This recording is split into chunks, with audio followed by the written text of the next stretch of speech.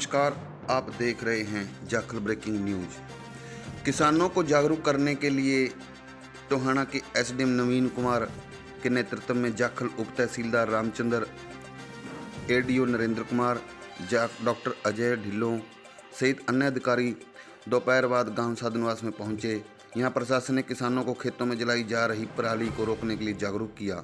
SDM नवीन कुमार ने गांव के किसान नरेंद्र पटियाल के खेतों में जाकर सुपर सीडर इन सिटू कृषि यंत्र से बिजाई गेहूं करते हुए पराली प्रबंधन का संदेश दिया।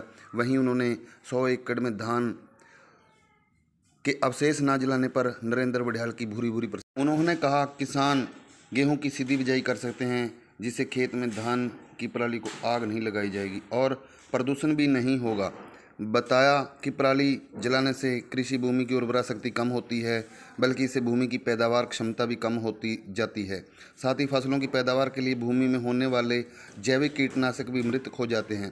उन्होंने बताया कि पराली जलाने से उठते धुएं के कारण आज वातावरण प्रदूषण की मात्रा में बहुत बढ़ गई है। उन्होंने कहा कि वह धान की पराली जलाने की बजाय इसे गलाने का काम करें। उन्होंने किसान सोन सिंह, अमरजीत सिंह, भूपिंदर सिंह, जरनैल सिंह, बूटा सिंह, सोन सिंह इत्यादि किसानों की समस्याओं के बारे में भी सुना।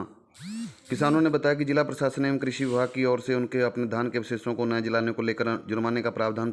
साधनवास गांव में हमारे पूर्व सरपंच नरेंद्र पटियाल जी के खेत खलिहानों में टोहाना एसडीएम जी पहुंचे हैं। वो किसानों को प्रोत्साहित करने के लिए यहाँ पर कि फसलों के अवशेषों को ना जलाएं, जिससे कि भयानक बीमारियाँ लगती हैं, प्रदूषण फैलता है, उसको बात करते हैं इसमें। हाँ सर, नमस्कार। आज मैं पराली जलाने का जो मुहिम चलती थी उसको रोकने के लिए साधनवास गाँव में आज आना हुआ है और मैं सभी किसान भाइयों से अनुरोध करता हूँ कि पराली ना जलाएं, क्योंकि इसमें उनका नुकसान है लॉन्ग टर्म में।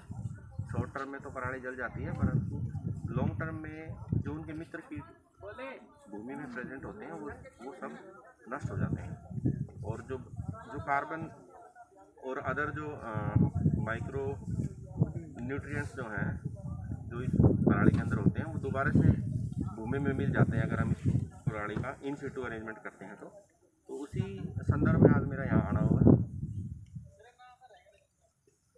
सर, इसके लिए सरकार इस जो किसान पराली को जला रहे हैं कई वर्षों से, क्योंकि प्रदूषण भी बहुत ज़्यादा फैल जाता है, उसके लेकर सरकार और प्रशासन क्या मुहिम लेकर आया है, क्या योजना दे रहे हो किसानों को?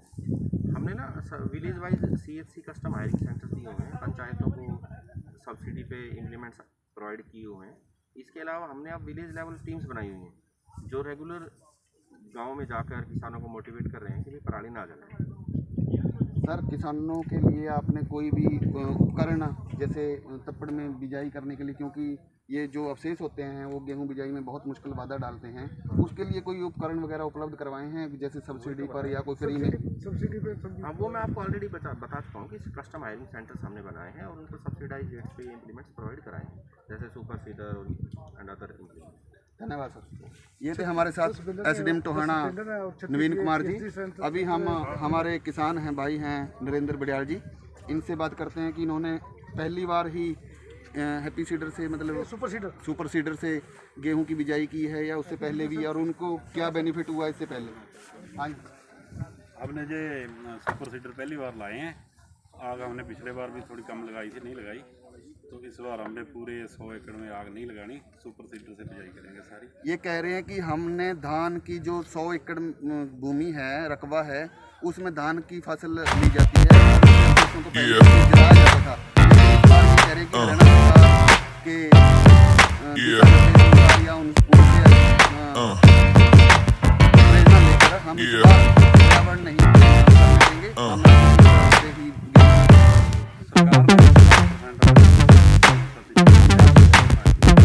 साधनवास के कुछ किसान इसको लेकर हमारी बारी आएगी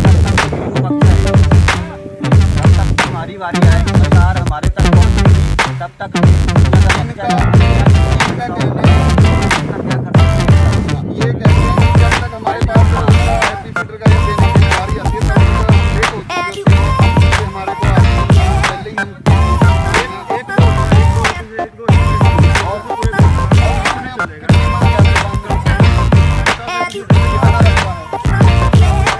250 मुरब्बा। ये गांव साधनवास में ही नहीं, प्रत्येक गांव में 250 एकड़ रकबा है ज़मीन का, और उसको पर्यावरण को अगर हमने इस मुहिम को सही तरीके से चलाना है तो ये किसानों का कहना है कि कम से कम 5-4 हैप्पी सीडर गांव में उपलब्ध करवाए जाएं पंचायती तौर पर या सरकार की तरफ से, ताकि हर एक नहीं बड़ा ट्रैक्टर भी चाहिए ना, बड़ा ट्रैक्टर समेत, ताकि हर एक किसान इस मुहिम में योगदान दे सके। बिल्कुल वही बात है। या किसी प्रेस के द्वारा इनके वो गांठे बांध कर कहीं पंचायती जीने में लगाए।